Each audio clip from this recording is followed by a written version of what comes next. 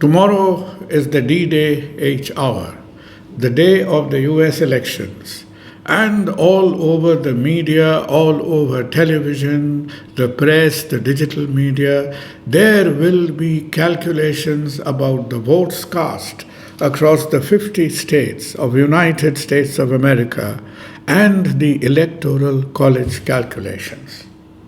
You are all aware of the fact by this time that the US president does not get elected on popular votes. So US is not a system wherein 101 is more than 100 and who gets one more vote automatically becomes the president of United States.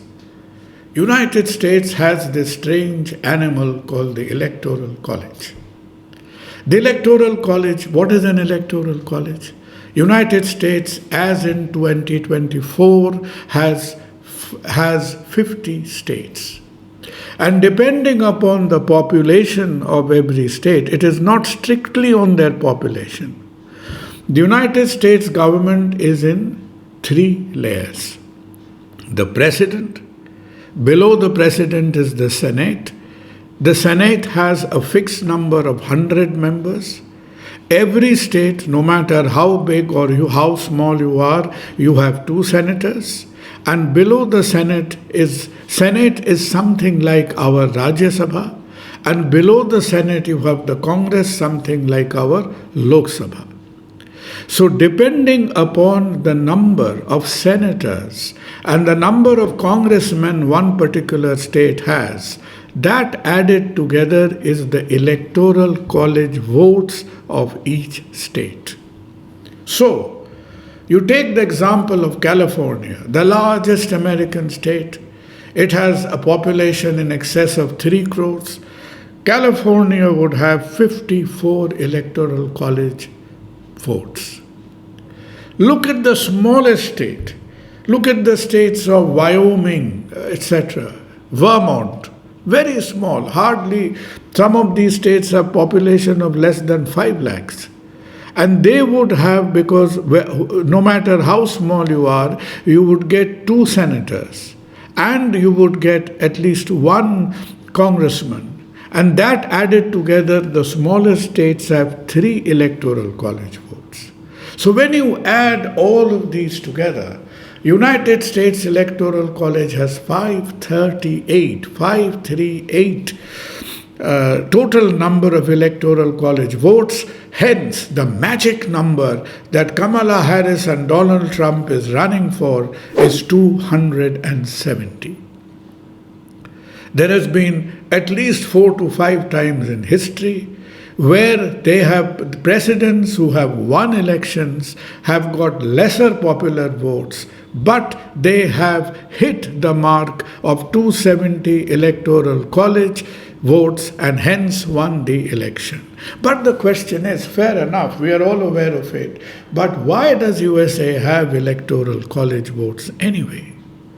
It is because for a country which became independent in 1776, when USA gets its independence on 4th of July 1776, United States had hardly 13 states.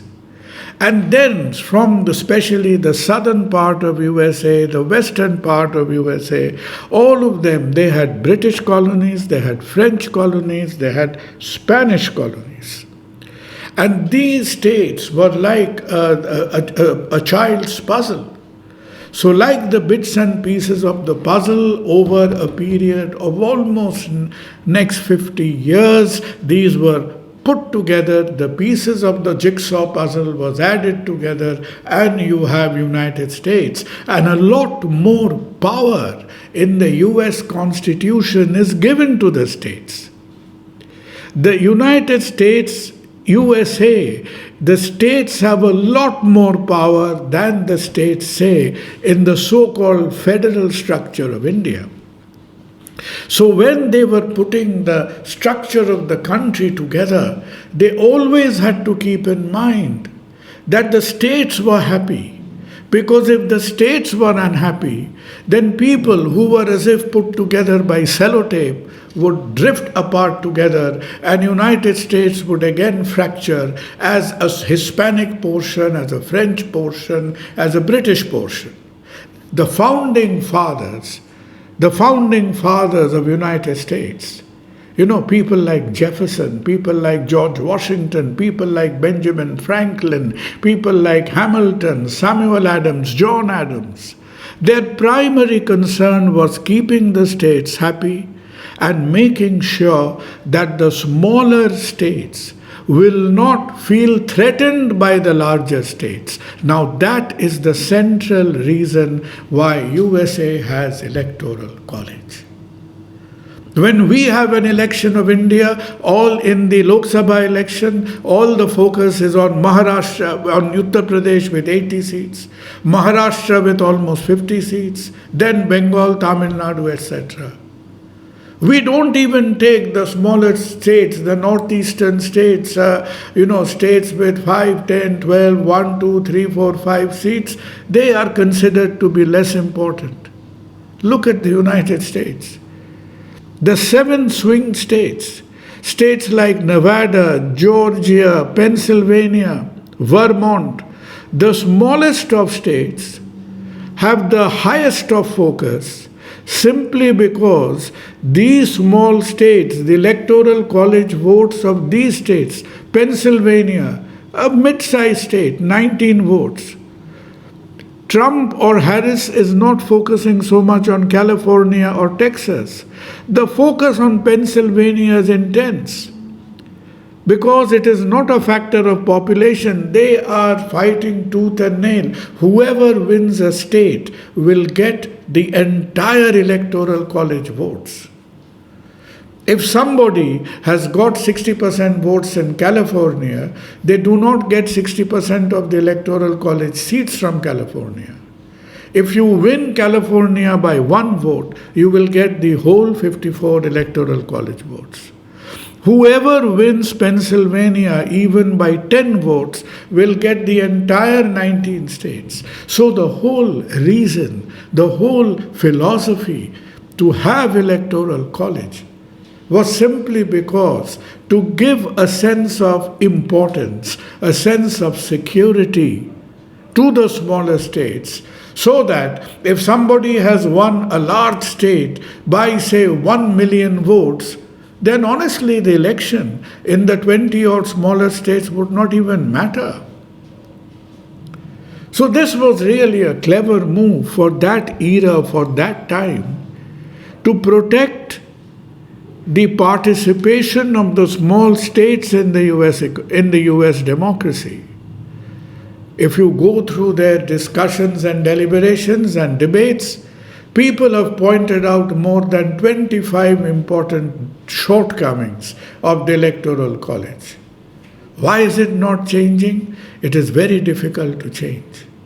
You need 2/3 majority for a constitutional reform in the Senate and in the Congress.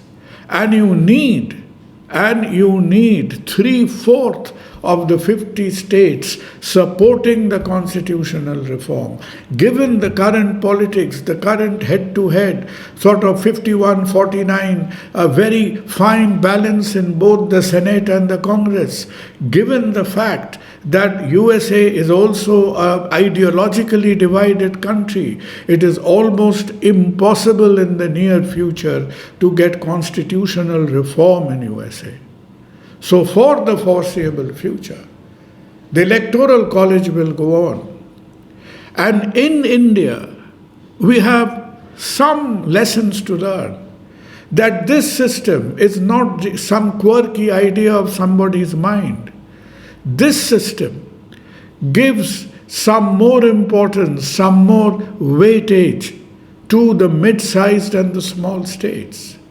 So when we talk about proportional representation in India or some other mechanism whereby the states with the higher population do not necessarily and automatically decide the destiny of a democracy, is an important thought. So let us keep our eyes and ears open, and let's see what this funny system of Electoral College shows us in the next 48 hours in what promises to be a cliffhanger of a battle and head-to-head contest. Thank you.